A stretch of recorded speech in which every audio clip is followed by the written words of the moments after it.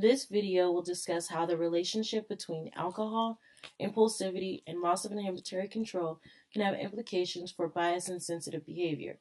We explore this topic in order to get a better understanding of how alcohol impacts the way bias manifests in our society. Alcohol consumption is a widespread social practice, while alcohol abuse and addiction affect many individuals.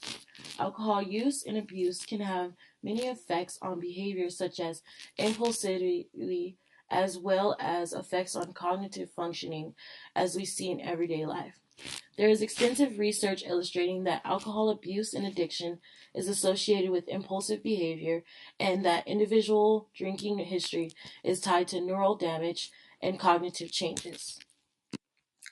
Furthermore, there is a history of alcohol use being associated with a variety of detrimental social behaviors. Since alcohol consumption can result in increased impulsive actions, we see increasing maladaptive reward-seeking behaviors such as addiction and aggression.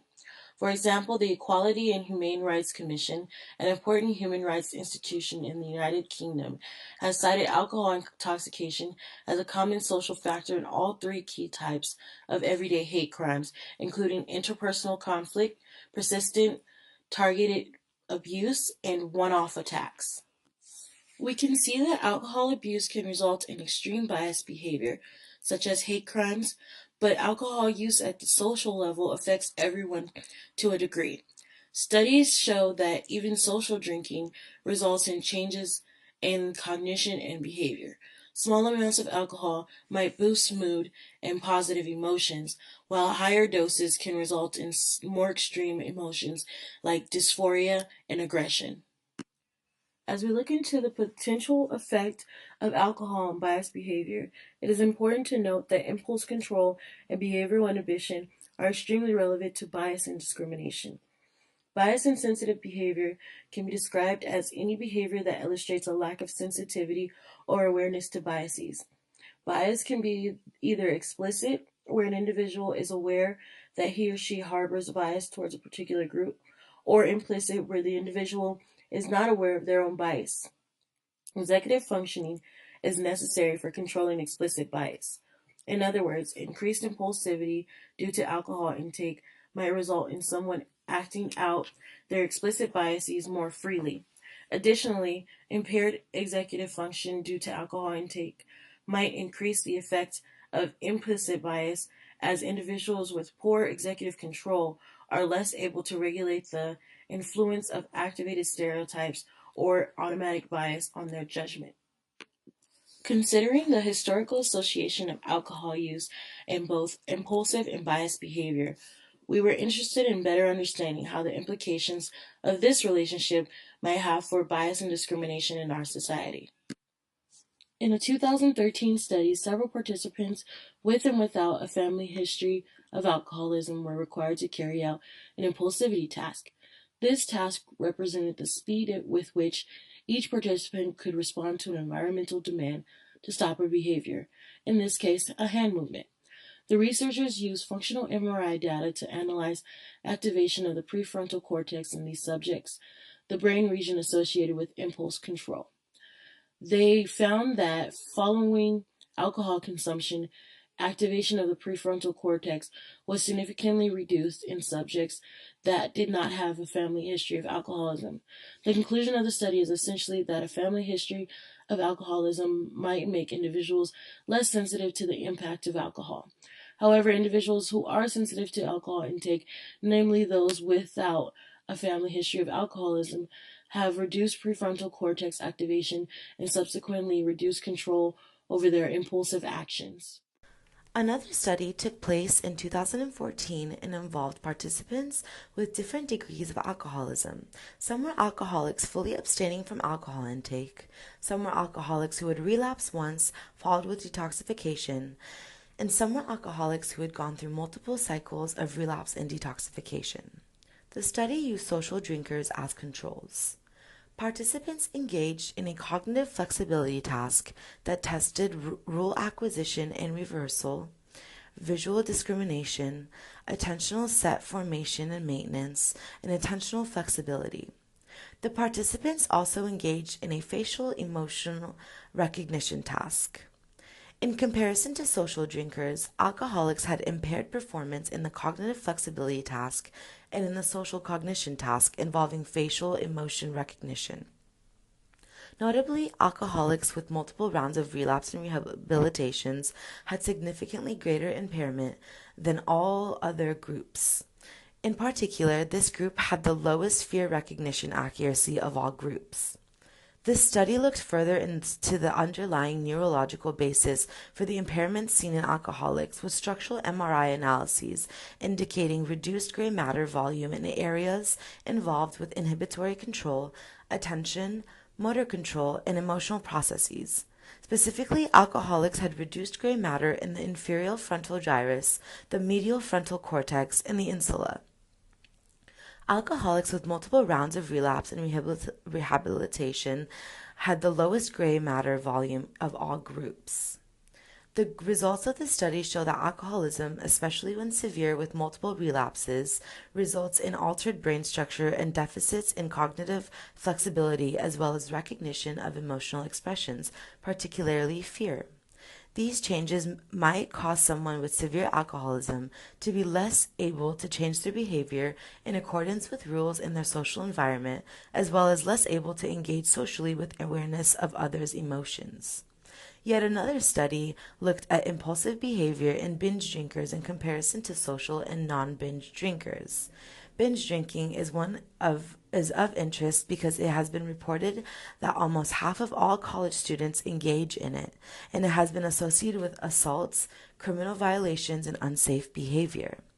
Binge drinking is commonly defined as consuming 5 drinks in one episode for men and 4 drinks in one episode for women.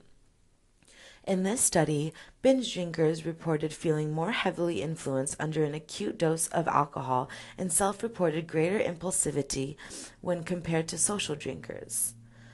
Normally, inhibitory processes serve to regulate behavior by suppressing or terminating environmentally triggered responses.